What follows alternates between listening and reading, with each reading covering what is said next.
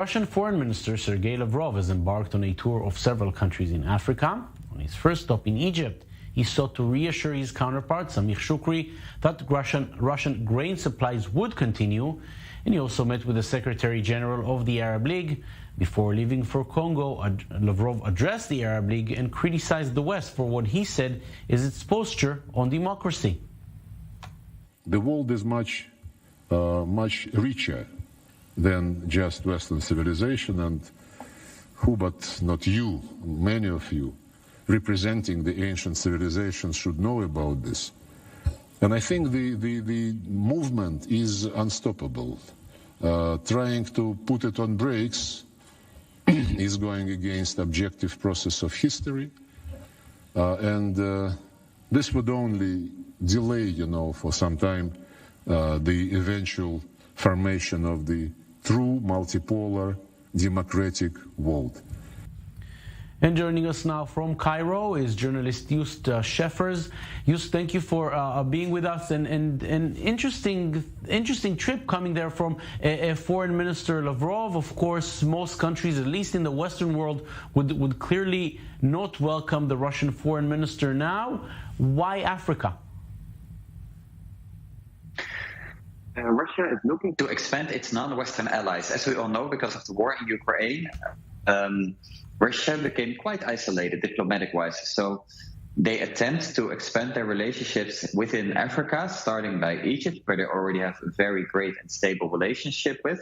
It's a very solid first visit. And they want to expand it. They want to expand their influence because these African countries, they're not that critical of the Russian invasion within Ukraine, because those African countries, including Egypt, they desperately need Russia for the investments, for the money, and to be able to survive as a country.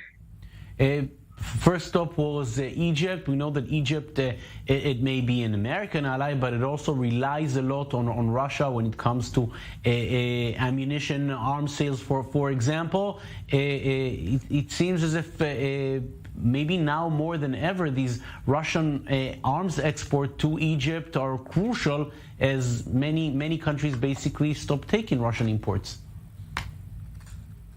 That's correct, indeed.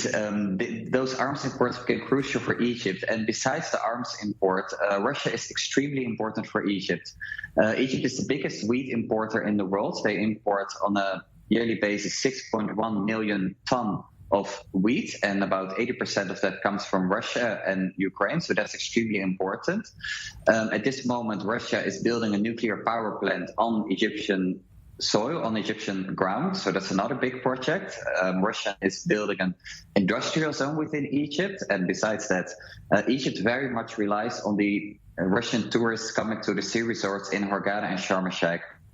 Before the war in Ukraine started, on a monthly basis, 300,000 to 400,000 Russian tourists would come to the Egyptian to the Egyptian resorts, and those tourists, they brought in hard currency, they brought in foreign currency, and Egypt, with a very fragile economical situation, is in dire need for that hard currency, and is eager to welcome those Russian tourists again.